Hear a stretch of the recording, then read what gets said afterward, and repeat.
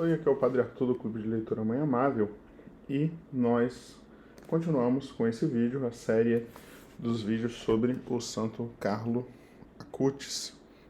Acompanhando esse livro aqui, capítulo a capítulo, nós vamos falar hoje sobre o capítulo 3, Carlo no ensino fundamental. Um capítulo pequeno, então um vídeo um pouco mais curto também, mas que nos ajuda a ver como era o seu comportamento ali por volta dos 6, 7 anos de idade, antes da sua, sobretudo antes da sua primeira comunhão. No próximo vídeo nós vamos focar no dia e naquilo que aconteceu de mudança, tanto interior quanto exterior, na vida do Carlo Acutis, com a primeira comunhão, esse grande acontecimento, né, na vida dele, que era alguém tão devoto da Santíssima Eucaristia.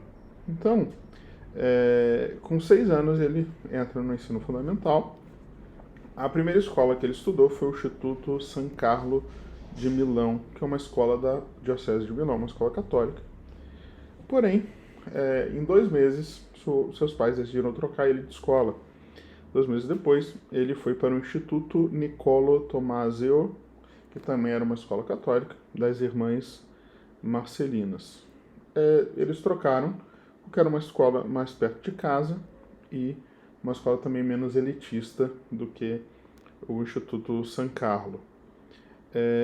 Quando o Carlo Acutis soube que ia mudar de escola, ele fica triste, dá para perceber um pouco, só que ao mesmo tempo ele não reclama com seus pais, né? Ele obedece, né?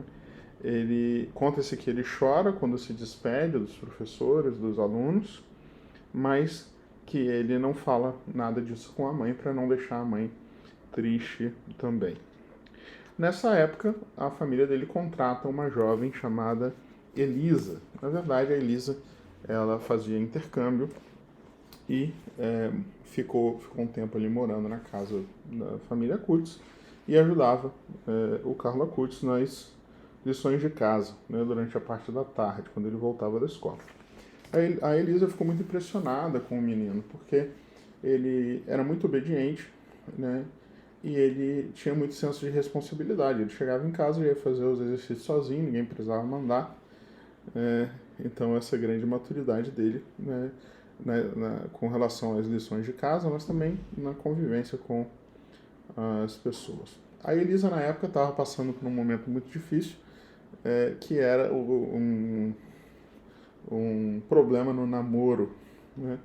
E é curioso que o Carlo percebeu que ela não estava bem e ia lá consolá-la, perguntar como é que ela estava, levar balinha, levar doces, né?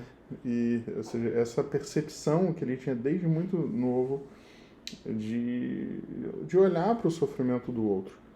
E ele convidava sempre a Elisa para ir à missa. Então ela ia para a missa com ele, né? Enfim.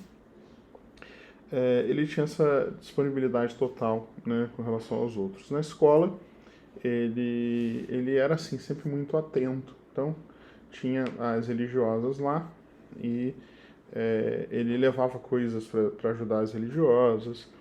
Ele era um menino muito educado.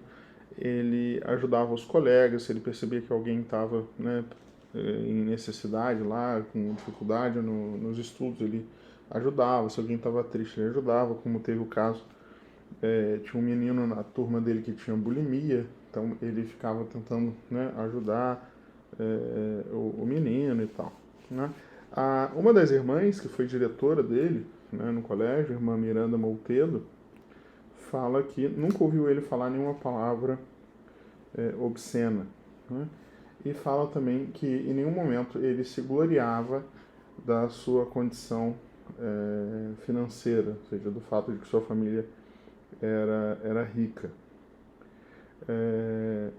A irmã Isavelate, que também foi professora, né, dele, que acompanhou lá ele nessa época, comenta que ele era muito generoso, ele emprestava as coisas e nunca pedia de volta, né, que às vezes as irmãs e os professores tinham que e cobrar dos outros colegas para devolver as coisas dele, porque ele nunca cobrava, e de que ele tinha muito conhecimento já de passagens da Bíblia nessa época. O professor de inglês fala que ele tinha muita disponibilidade em ajudar os colegas que tinham dificuldade com o inglês, né? O Carlos, ele tinha mais facilidade.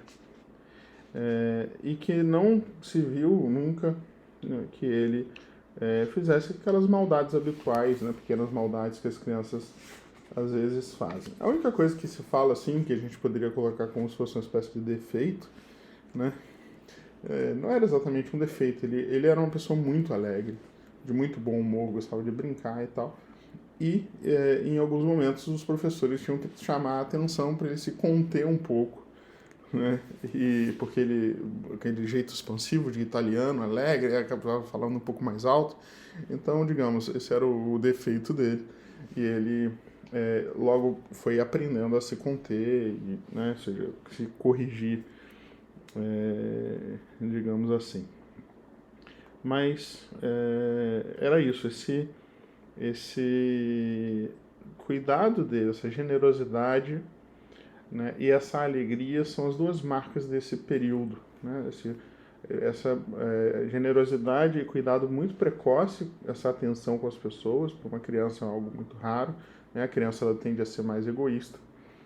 E essa alegria, esse senso de humor, né? Ele mesmo dizia: a tristeza é quando olhamos para nós mesmos, a felicidade é quando olhamos para Deus, né? Tem uma história de que tinha uma irmã lá, que era a irmã que ficava vigiando as crianças no pátio, assim, a irmã Maria del Rocio Soria Ratia, o nome dela.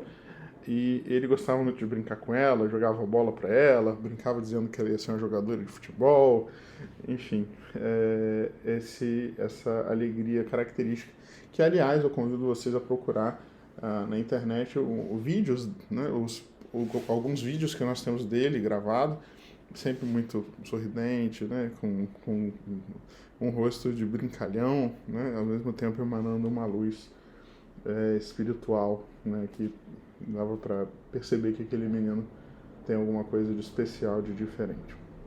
Então, vamos transmitir para as crianças esse exemplo, né, transmitir para as crianças esse olhar. Ou seja, desde pequeno a gente tem que aprender a dar essa prioridade ao outro, a ter atenção para com o outro, sobretudo quem está sofrendo, generosidade e alegria, né?